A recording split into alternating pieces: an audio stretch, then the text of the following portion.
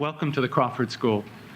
My name is Tom Kompas. I'm the director of the Crawford School of Public Policy, and it's my great pleasure to have you here today. Before we begin, let me acknowledge the traditional owners of the land that we meet on and pay respect to their elders, past and present. Today's event on the Pacific is part of a celebration here at Crawford. It's a two-day conference that celebrates a new society and a new journal being launched by the school. The society is the Asia and the Pacific Policy Society, and the journal is the Asia and the Pacific Policy Studies.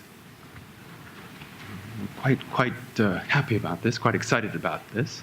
It gives us an opportunity to break down barriers between disciplines so that people in economics, the environment, development, public policy, governance generally can talk to each other and also talk to policymakers within the region. A big thanks to AusAid, our key partner in this endeavor, a key sponsor of both the journal and the society, so sincere thanks to AusAid for that. And indeed, we have a mandate, thanks to this partnership with AusAid, to make sure that the Pacific is highlighted in this exercise. If you like, something I said this morning as well, if you like, so that the Pacific doesn't get lost in Asia, so to speak, in a journal called Asia and the Pacific Policy Studies. That's why we've called the journal not Asia/Pacific, not Asia-Pacific, it's Asia and the Pacific. And our mandate is, in fact, to continue to work seriously on things in the Pacific. And this morning's roundtable and this session in particular, I think, are a good indication of how we feel about that, with, again, thanks to AusAid. I, unfortunately, have to step out. I'm a little bit of an expert in food policy, so I need to go downstairs and say something about that. But I'm going to leave you in the good hands of Stephen Howes. Stephen, of course, most people here will know Stephen. Stephen heads the Development Policy Center here at the Crawford School, which occupies a big space in terms of research in the Pacific, and has actually become a real star center in the Crawford School, something we're especially proud of. So I'll leave you in Stephen's hands. Please welcome Professor Stephen Howes.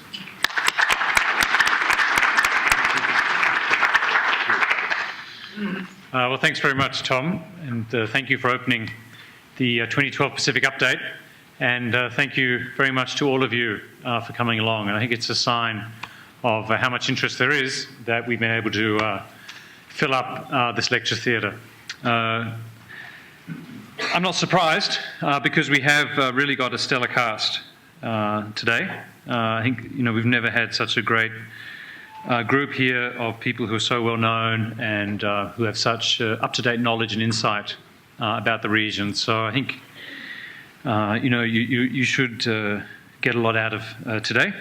We've got, apart from the distinguished speakers who I'll introduce, I know we've got many distinguished members of the audience, and I'll just single out Sir Abhi Namalau, who's the former Prime Minister of Papua New Guinea.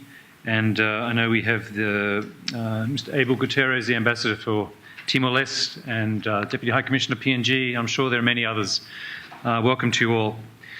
We've got a lot to fit in today. I think we're covering some 7 countries, and we've got 9 speakers. And I think all in all, we've got just about 3 hours to do the whole thing in. So we're going to be, in fact, less than that, right? We've got 2.5 hours. So we're going to be very strict with time, I'm afraid, and I just have to warn speakers, as I already have, that we're going to keep you to 10 minutes. We've got to sign. Jonathan here will have a 2-minute warning, give you a 2-minute warning, then tell you when your time is up. So sorry about that, but we do just need to do that. And likewise, we're doing that because we want to give you as much time as we can for questions and comments, and we'll have 2 roving mics. But I do ask you to keep those questions and comments short. So we've divided up the afternoon into 3 sessions.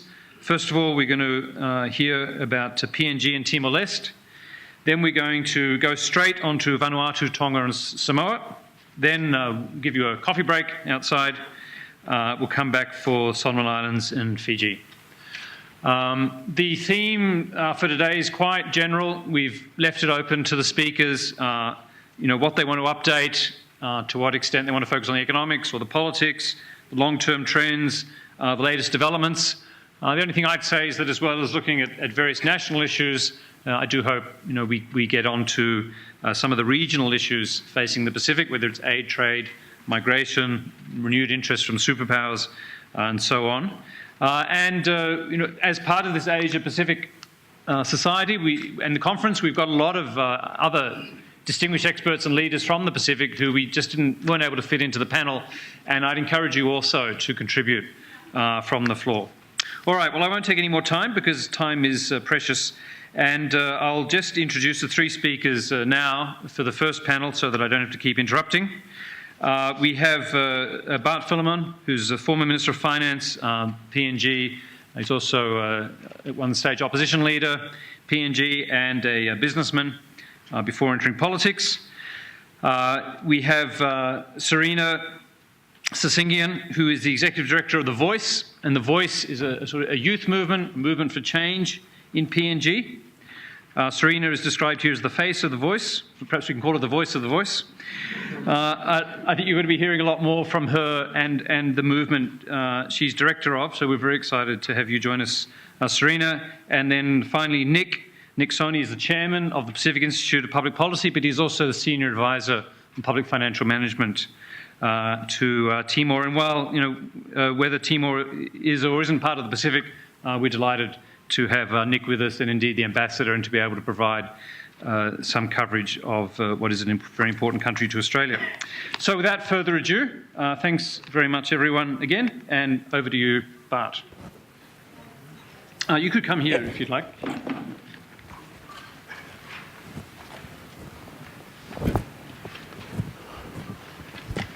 Thank you, Stephen. Ladies and gentlemen, I must apologize. I did not read my conference paper. I thought I only had a paper to deliver this morning. Little I knew at lunchtime that I had this one as well. But I'm pleased to be invited, and I thank you for giving me the opportunity to be a little bit frank about the situation, mainly in Papua New Guinea. But I guess Papua New Guinea being a big state in the Pacific, that it reflects to some extent and degree situation in the rest of the Pacific. But as an update, Papua New Guinea today is a mixed bag of the nation envisioned by our founding fathers. They search high and low, domestically and internationally, in the oracles of the ancestors and chronicles of the established nation to determine our way forward for a nation they were prepared to give their all for. That's 37 years ago. The fathers wanted citizens of Papua New Guinea to be holistically strong, equal and participating in development, proud and patriotic in their national identity, self-reliant, environmentally conscious and independent, respectful, appreciative, and well possible adopt PNG ways in incorporating them into modern ways. That vision was incorporated into Papua New Guinea's constitution, which gave legal framework of the birth of the new nation 37 years ago in 1975. Let me then, in an update, make some references to the state of the affairs few weeks short of 37th birthday. Education. The O'Neill Nama government has just introduced free education from elementary to grade 12. However, classrooms and teachers' accommodations are either run down or insufficient in quantity. Access to basic supplies and basic services and utilities are either non-existent, very remote, and unreachable, and too costly to service. The increase in the enrollments are going to put on additional demands for places in classrooms and school as more children come up the grades. Additionally, due to the lack of basic services such as accommodation in remote areas, the trend of teachers avoiding, refusing, or deserting remote areas, rural schools, as well as abandoning the PNG public education system for more lucrative jobs in the urban centers. The capacity buildings in higher educational, technical, and vocational schools to complement the increased output are not there yet. And while the LNG project promised jobs. This is mostly for the top bracket of graduates who merely make up the first 20 to 30%. What will be the rest do in the saturated job market where there is up to about 60% unemployment rate? The O'Neill-Nama government has earned the public accolade with the introduction of the free public health care, but the trend over the last 10 years has been to close down aid posts due to lack of medicine and personal aid post orderlies. Distribution of medical supplies on time and therefore they are out of date and therefore useless continue to be an administrative and logistic challenge. International push on HIV/AIDS prevention and awareness, immunization programs on tetanus, smallpox often take spotlight from the silent major killers like tuberculosis, malaria, and pneumonia. Transport in air transport. The problem starts with a number of airstrips that are closed as well as the safety in operating into those airstrips. Subtract the number of third-level airlines operating and Papua New Guinea once again opening up its remote hinterland and outer islands is closing up again. In sea transport, 15 provinces out of 20 are maritime provinces. Most of the jetties and wharves are in deteriorating state and need of immediate repair. Government trawlers, once the pride of many maritime provinces and were synonymous with the presence and service of governments, are now mere memories. Their replacement by motorized dinghies and coastal shipping service without adequate monitoring and policing have proven to be fatal for some seafarers, as we've seen in November last year, in which unaccountable number between 100 and 160 have perished in the sea of my province in Morobe. In land transport, Papua New Guinea still struggles to maintain 10,000 kilometers of national highways, 17,000 kilometers of provincial roads, while funds directed to districts result in building new roads at the cost of maintaining existing roads. In my own Lae district, the second largest city in the country, there has been a blatant expenditure of funds for road maintenance, but without design, scoping, monitoring by Works Department, the roads are incomplete and more funds are required still. And Lae gets over 200 inches of rain a year compared with Port Moresby, which only gets 34, 40 inches of rain a year. In public utilities, the country is held at ransom by debt-ridden, incapacitated state-owned enterprises which are caught up between survival and political priorities while attempting to provide electrical, water, broadcasting, works, and even telecommunication services. Telecom PNG Limited, PNG Power Limited, PNG Power Limited, and National Broadcasting Corporation are performing far below their capacity. As a result, provincial capitals remain ineffectively serviced, and these public utilities continue to require public funding. Former Prime Minister Sir Makaurau Marauta's attempt to diverse forms of privatization in establishing the Independent Public Business Corporation as a warehouse to prepare state-owned assets for sale was hijacked by the subsequent Somare government. The latter used IPBC to borrow money to fund state's equity in Papua New Guinea LNG, an anomaly that's resulted in 800 million kina debt for taxpayers in PNG. These snapshots are enough to cause the founding fathers to turn in their graves. PNG National Research Institute, in cooperation with Australian National University, in the National Research Institute Monograph 41, Papua New Guinea's development performance between 1975 and 2008, highlights the following about PNG's development performances. Economic growth is insufficient to impact households. Poor performance on social indicators compared with other Pacific countries. Absence of quality data or indicator framework for Papua New Guinea. Development plans, while in place, have not been well resourced or linked with other plans and poorly implemented. Lack of fiscal discipline, overspending, unproductive spending, not adhering to planned priorities.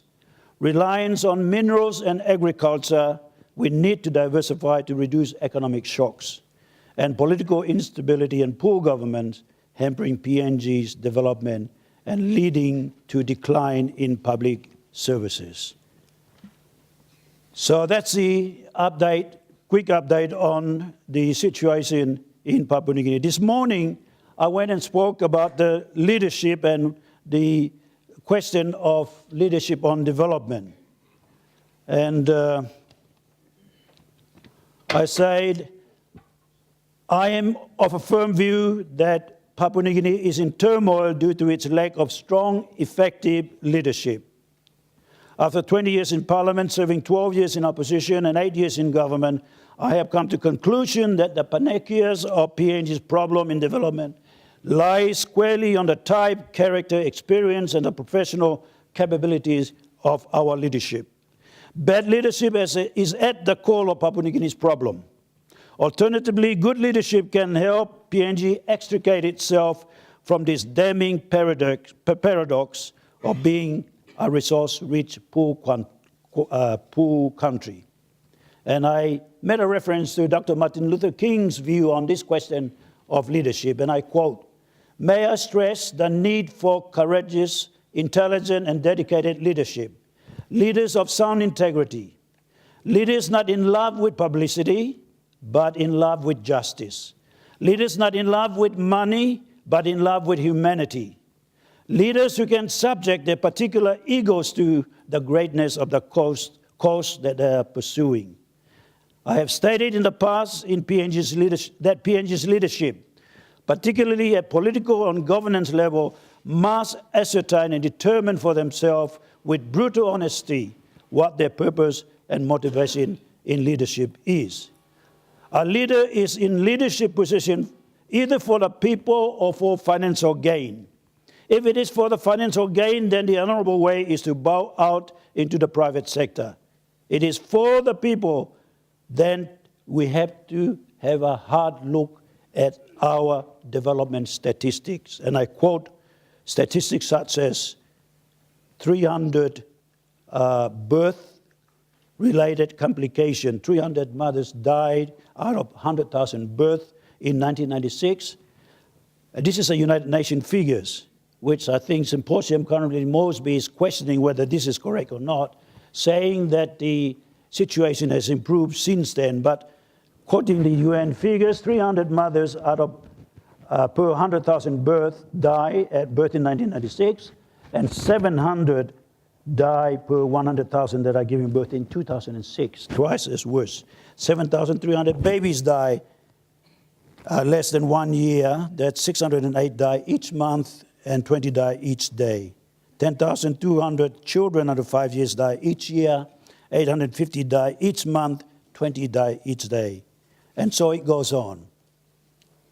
Reversing and addressing those is the real task for Papua New Guinea leadership today. The buck stops with the leadership, beginning with political and executive government leadership, bureaucratic leadership, up and down the strata, and from the government center, the NERP center in Waigani, right down to remote villages in Papua New Guinea.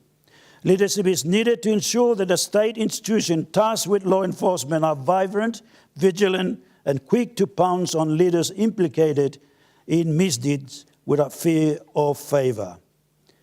Now with the LNG booming, promising more money, a population of 7 million and growing, pressures and stress on capacity to deliver services in education, health, infrastructure, and public utilities, Papua New Guinea is really at the crossroad. Thank you very much.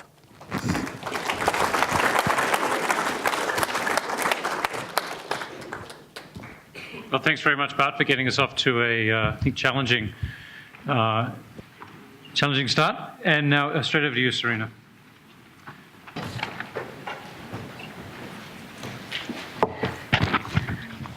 Good afternoon, everyone. It's always challenging going after such a distinguished speaker such as Bart Philemon. But I am here to really just share with you some of my own experiences being a young leader in Papua New Guinea and the work I do with an organization that was introduced to you called The Voice, Inc.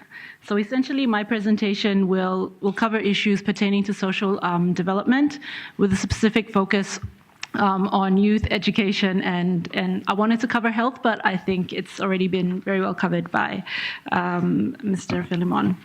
So before I get into my talk, I always find it important to cover context before going straight into these social development issues. You know, it's really important to remember that for thousands of years before the arrival of Western civilization, my people were living in harmony with the land, with the environment, and most importantly, with each other. There were strong social structures that held the community and the people together. These tribes were isolated by either a river, a mountain, dense forests, or vast grasslands. And as a result, this caused thousands of unique communities to evolve with their own rich customs and languages and traditions. And it is against this setting that the first generation of nation builders emerged, so the likes of Bart Philemon, we have Sir Rabi Namalu, and others seated here today. And I can only imagine the challenges that they would have had to go through with the imposition of a foreign language, with walking for hours to get an education, and embracing different values that are very different to the ones that were given to them, and their cultural values.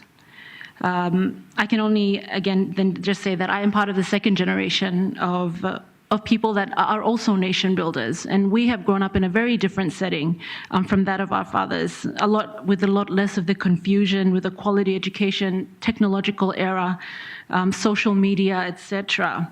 But sadly, again, this portion of people, like the likes of myself, only account for 15% of the total population, and the rest continue to rely on subsistence farming, and life hasn't changed that much for them since independence.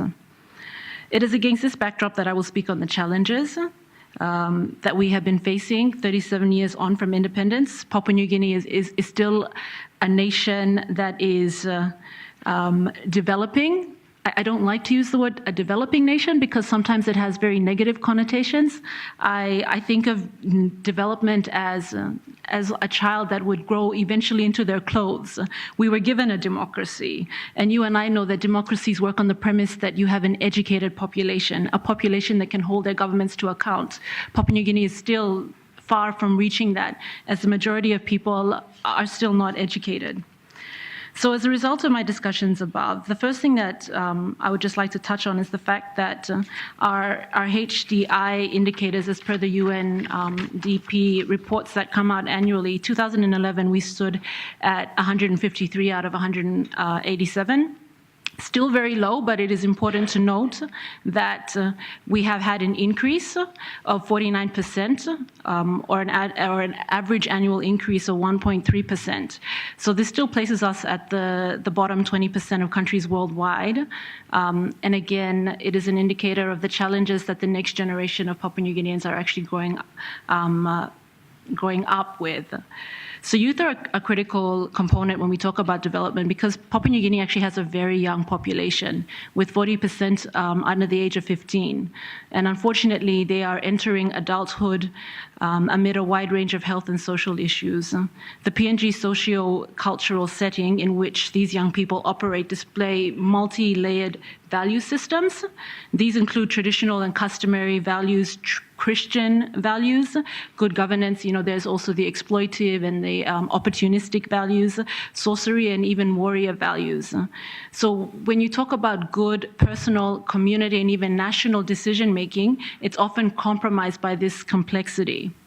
So at the organization I work for, at The Voice, we believe that though there are many structural issues underpinning and contributing to poverty, the likes of such as poor resource allocation, declining law and order, the existence of corruption, there are still ways that we can address this and respond to those problems.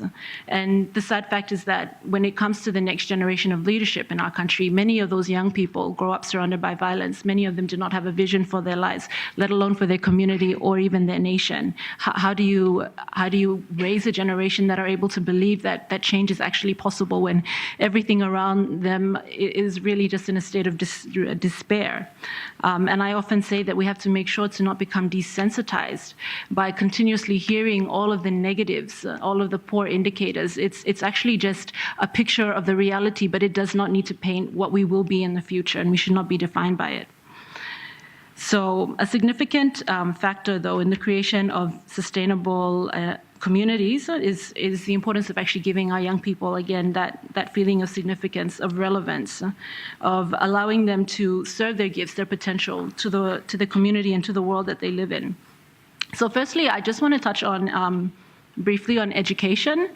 For a country as complex and as diverse as Papua New Guinea, with hundreds of languages, again, and customs, a major source and a place where values can actually be taught and transferred is in the education system. It's in our schools. According to statistics from the PNG National Statistical Office, over 1/3 of school-age youths have not received any form of formal education, and females are far worse off. And according to the Department of Education, approximately 80,000 young people leave the school system each year, and the formal labor force is only able to absorb 10,000 of them. So what do we do with the rest of the 70,000? Does that mean that they're not useful? They're an extremely vital resource, but we've just had that challenge in actually making people become more productive. So with the introduction of the free education policy by the current government, and the premise of that being that all people have the right to receive that basic education, still it raises the question, is it free education we're after, or is it quality education? And Bart Philemon touched very well on that just before me.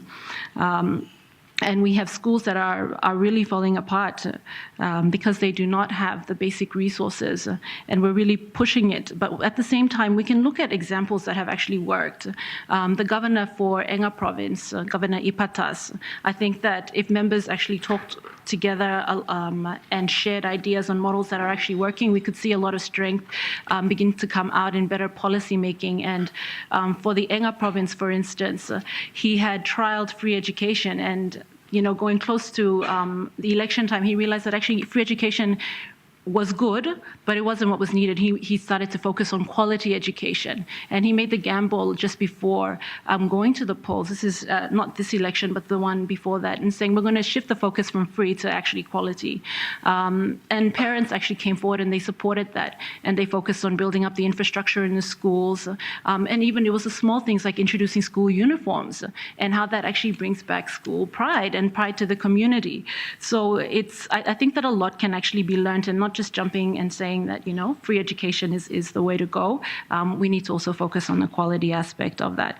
And I also wanted to just touch on the way that we are actually teaching, the curriculum, the pedagogy. It's really important, I think, in the education system, again, when you're talking about the transferring of those values. The relationship between individuals and society is known as socialization, and this process by which the stocks of skills, competencies, and habits appropriate to given social contexts are actually passed on. However, each individual can acquire and employ those skills that will reproduce society, or they can accumulate skills that they need in order to transform the society that they live in. We can no longer reproduce the values and structures that have positioned our people to be the lowest ranking in terms of governance and other human development indicators. We need to be ensuring that our young people are given skills they need to be able to see beyond what is around them, and to be able to go, they can actually make a difference, and they can come up with that vision for themselves and the nation. Again, I said, because time is going to run out, I believe that the way forward for the country is to actually have a well-functioning civil society and politically involved citizenry. I believe that is the backbone of any long-term sustainable development for PNG. The government has to be fostering an environment that will allow for an increase in the private sector investment and increased incentives for entrepreneurs. If we have a strong middle class that has vested interest in the economy, they will begin to hold the government to account more so that we can see that middle class bracket that we have, that 15% I was talking about, they really stand at the middle between, the power structures happening at the political level, that middle class, and then, the 80% that actually do not know and continue to live in rural areas. We need to build that middle class, and they need to begin to become more involved. And we saw a bit of the strength of that last year with the whole political impasse coming onto this year as well, and how they use social media to begin to create the discussions to help sway either side to come to that what's the word? Yeah, they managed to sort of resolve the issues. But we need to see that begin to get more strengthened. But in concluding, the work that I do, I believe, is critical for such a time as this. We need to begin working with our young people in the educational institutions to be able to see them actually realize their place in contributing to this nation. We have had the first generation of nation builders, and we're beginning to see the second generation emerge, and they need to be encouraged, they need to be mentored and trained. But I think that there is a lot of hope for my country. And I wouldn't be doing what I'm doing now if I didn't think that there was. We are heading into very exciting times. And I thank you all for allowing me this opportunity to speak and to share the little that I know with you. Thank you.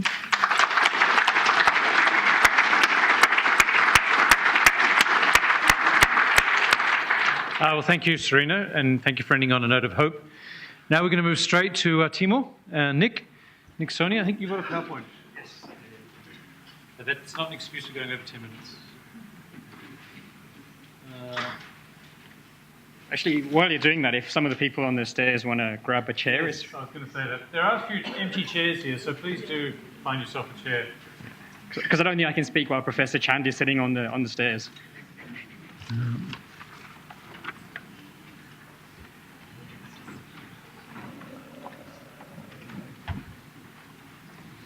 Okay. So how do you go to the next slide? You have to just I just click the button. Yes, you should use this actually. Yeah.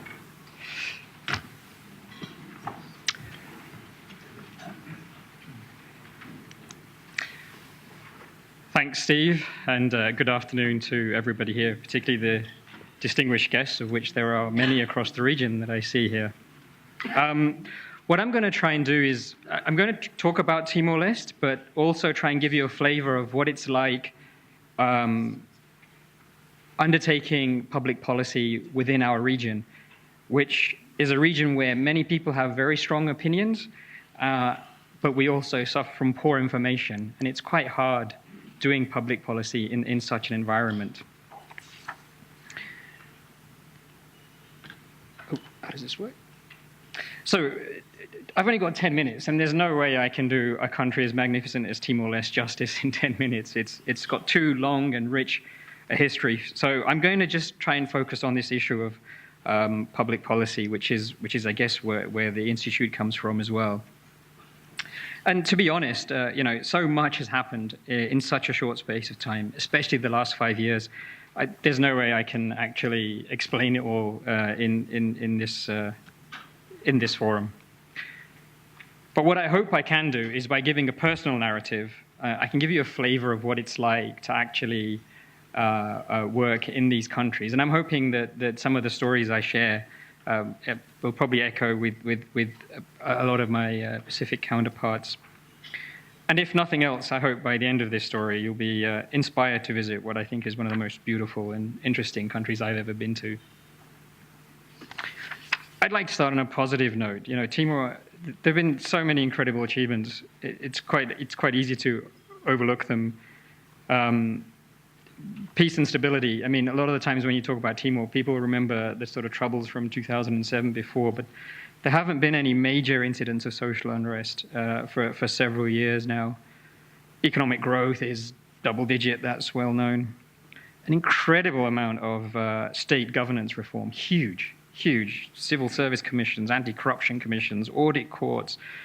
This EITI, Extractive Industries Transparency Initiative, that was raised this morning, incredibly advanced PFEM systems. We have a thing called the Transparency Portal. You can go live, and in real time you can see government spending, budgets. It's an incredible achievement when you think about the short amount of time that it was done in and the immense amount of pressure that it was done under. And there have been some good, the flow-on effects from that you can start to see now in terms of human resources. Enrollment rates have increased a lot. Life expectancy has gone up. Infrastructure has started happening. Key pieces of data are now coming through. It was a big achievement to get the census done.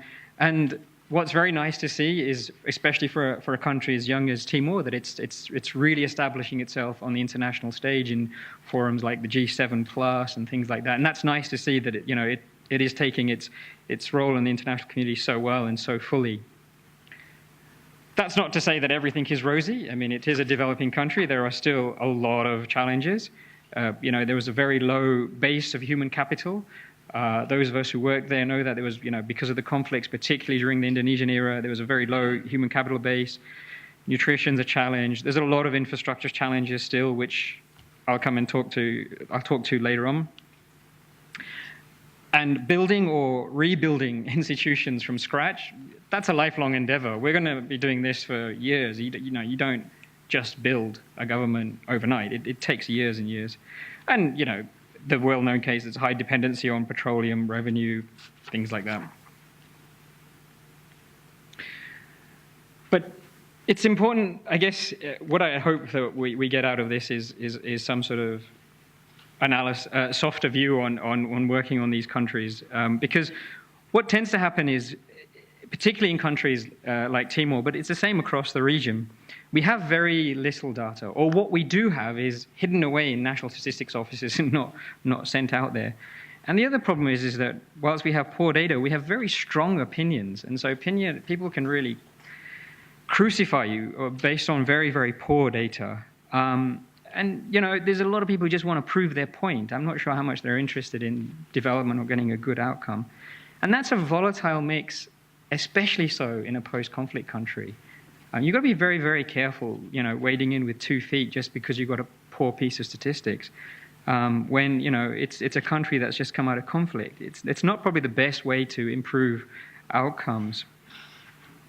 And it can be very, very difficult, even when people are well-meaning. I'll just give some examples. I remember this was going back in time now quite a way, 2007, I think it was.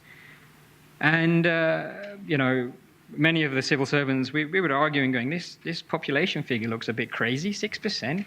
But nobody would believe us, particularly in the donor community. 6% was 6%. Every time we asked where it came from, nobody could tell us. But it wasn't enough to just have this factual or non-factual figure. Suddenly all these policies came out based on the 6%. So you had to grow at 9%. Because if populations are growing at 6 and then inflation at 3, if you don't grow at 9, poverty's going to get worse. So it was sort of bad policy building up on really poor data. And as a result, we're getting, bad implementation. Whereas at the time, what it transpired was once we, to use an Australian phrase, pulled the shitty and finally got some real information, it turned out the population was growing at 3%. But we suffered for years while everybody was having a go at the government for not having policies that were growing at 9%. Another good example is trying to build transparency and accountability, or, in which sequence. This is a problem I've encountered across the region. You build something that's transparent, and then suddenly, because you've been transparent, you've shown the problems, and everyone tells you off. Look at that. Look at how bad your figures are. Well, yeah, that's because we just went and got them. Why are you blaming us? Right? That's the whole point, right? Is we want to see where we can improve.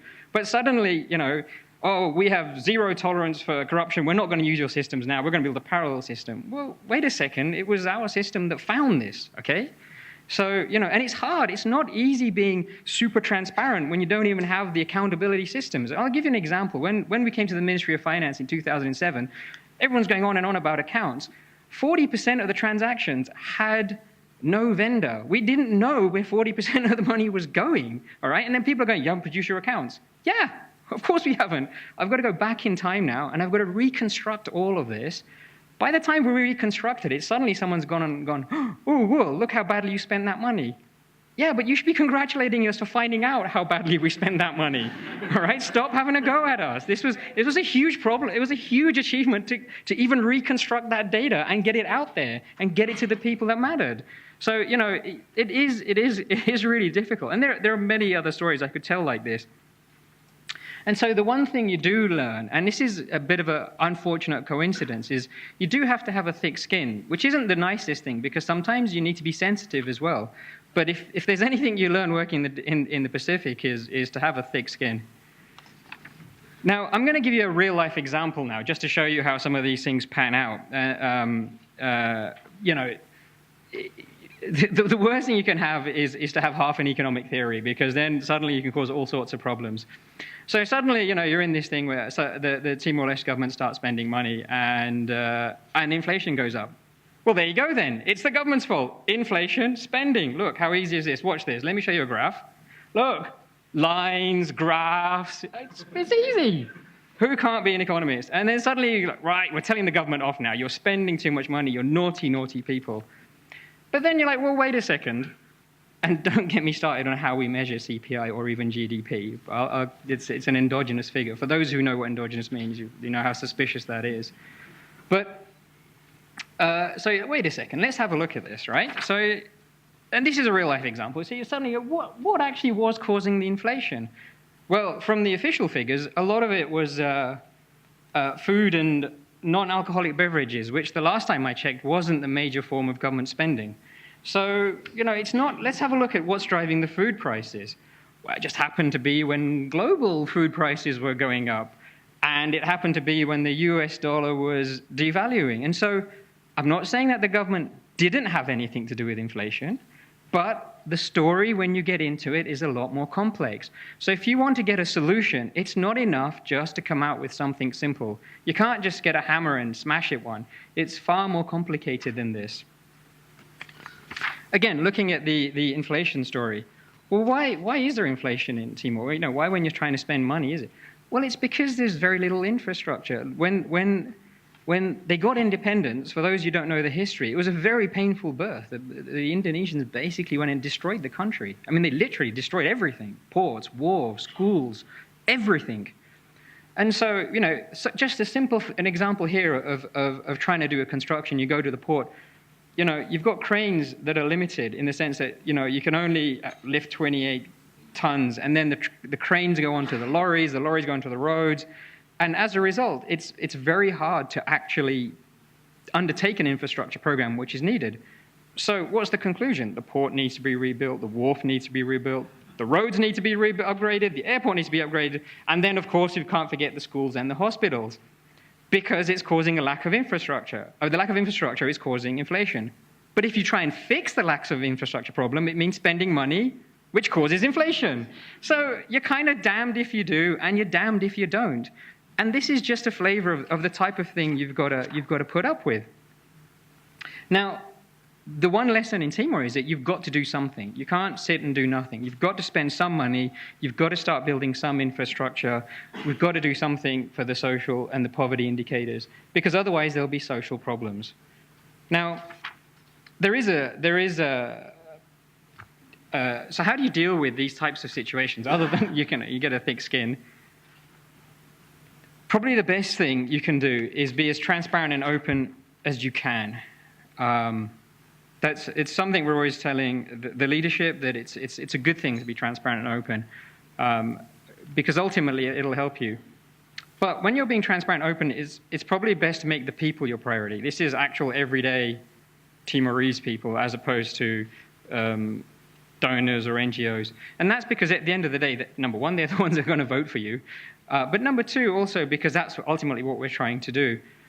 And in my experience, and whether it be Timor or Vanuatu or PNG, I think if we do get people the information, and there are ways to get it through them, especially with modern technology, by and large, most people will accept what you're trying to do in government. So that should always be the priority. And then secondly, if you have time, try and speak to the NGOs, and finally, if you really have time, speak to the donors. And I'll give you some good examples of what happened in Timor. I mean, 10 minutes, okay. So we had the national consultations with the Prime Minister and the government going around to every single village.